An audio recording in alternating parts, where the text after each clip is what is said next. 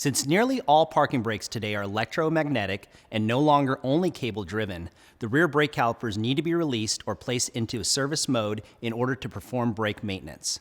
I'll demonstrate this function on a 2018 Volvo XC40 using the iScan SF and our Volvo Enhanced software, communicating on a diagnostics over Internet protocol, also known as DOIP.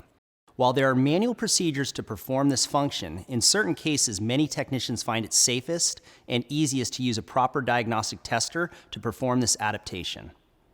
Launch diagnostics.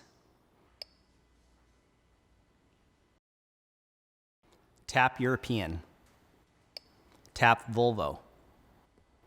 Tap Service Function. Tap Models from 1997. Tap XC40 Series. Tap Models from 2018. Tap Automatic Read Model Year. Confirm the correct vehicle is displayed. Tap Quick Service. Tap VDDM, parking brake release to the service position. A warning message will be displayed. Press Enter to continue.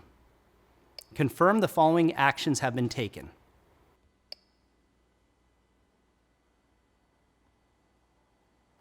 Press Enter to continue. From here, we can review any of the individual procedural steps, or we can simply go on to Step 2 to activate service mode. Press Enter to continue.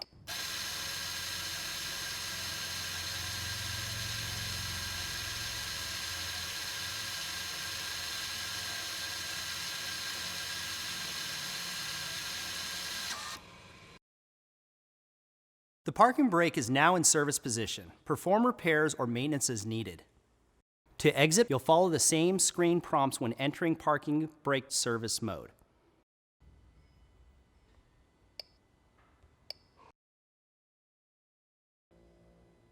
Check and clear any fault codes after the installation check.